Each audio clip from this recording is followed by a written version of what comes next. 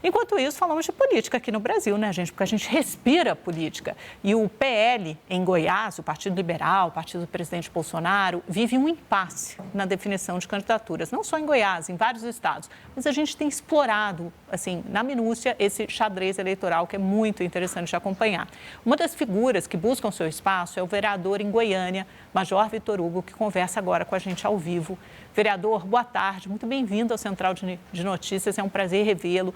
Vereador, a gente sabe que hoje de manhã teve uma reunião aí do diretório do PL em Goiás e há uma disputa entre o senhor e o deputado federal o Gustavo Gayer para saber quem ficará com uma das indicações da chapa ao Senado, né? São 2 vagas e vocês disputam uma delas. Já bateram um martelo? Já houve uma decisão? Como é que está essa disputa interna? Boa tarde. Boa tarde, Amanda. Muito bom retomar o contato contigo aqui, né? Quando eu era deputado federal, várias vezes participamos de programas juntos, debatendo, discutindo, e é muito bom estar retomando também esse contato. Bom, na verdade, Amanda, a questão que se apresentava até hoje de manhã aqui em Goiás não era bem a disputa para a vaga ao Senado, era, na verdade, 2 teses que eram conflitantes no seguinte sentido: havia uma vertente do partido que achava que o partido deveria se unir à candidatura que está sendo apoiada pelo governador Ronaldo Caiado, e havia uma outra tese, que foi a vencedora, que acreditava que nós deveríamos ter uma chapa pura, deveríamos ter uma chapa própria ao governo do estado e também candidaturas ao Senado e chapas a federal e estadual. Então, era, na verdade, compor ou não compor. E todos nós estávamos num compasso de espera, porque não sabíamos o que efetivamente o Bolsonaro, o Flávio, o Eduardo, né, o próprio Valdemar iria decidir nesse sentido, porque tinha argumentos prós e contra, nuances, tinha, vamos dizer, ônus e bônus nas 2 linhas de ação.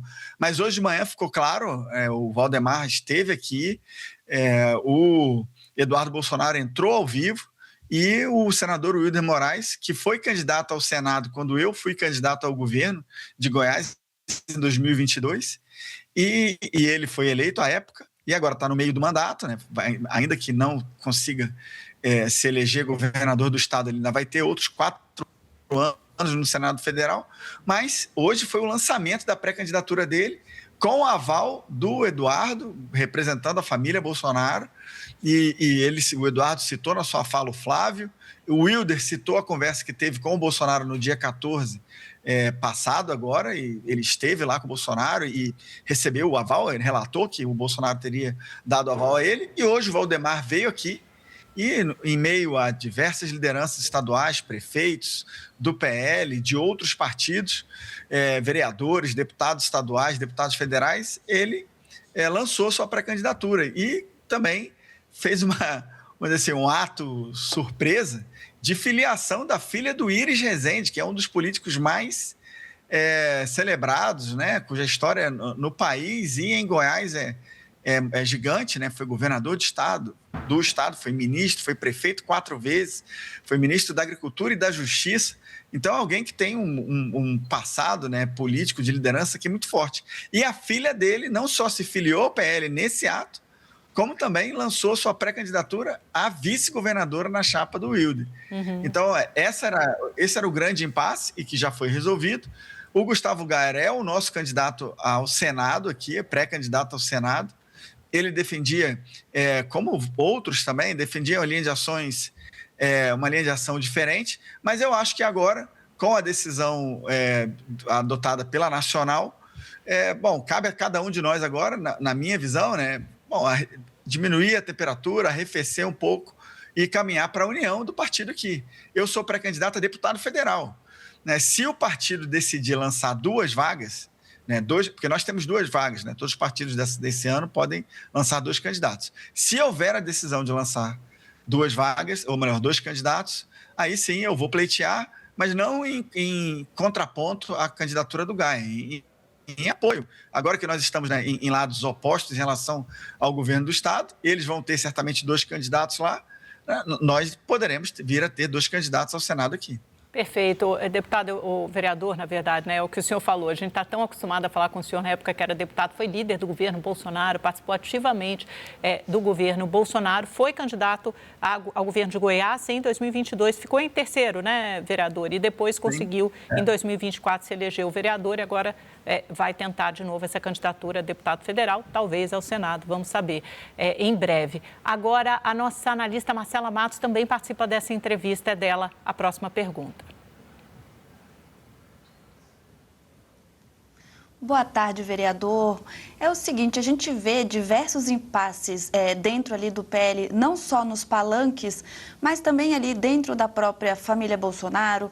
Há divergências também sobre qual deve ser o mote da manifestação no dia 1º de março. O Nicolas Ferreira defende uma coisa, uma ala do PL defende uma outra coisa. Então, a minha dúvida é qual que é o peso da prisão de Jair Bolsonaro dentro da direita? Esse afastamento, essa condição dele acabou trazendo uma desorganização interna também?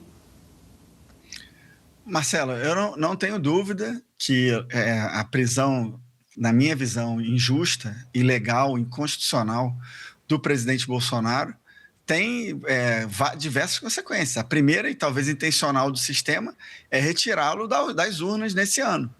Eu tenho certeza absoluta que se o Bolsonaro fosse candidato a presidente, estaria muito mais clara a vitória da direita, porque esse desgoverno federal atual está deixando muito claro que os rumos do país não podem seguir nessa direção, senão o Brasil vai acabar. Então, e o Bolsonaro, como mais experiente, o líder nosso da direita conservadora no país, com grande capilaridade, foi presidente da República, e tem mesmo preso quando indicou o Flávio Bolsonaro, logo na sequência o Flávio começou a crescer e lógico que isso tem muito a ver com o prestígio do Bolsonaro. Foi ele que, por exemplo, indicou o Tarcísio, que era carioca, torcedor do Flamengo e que foi eleito governador de São Paulo, né?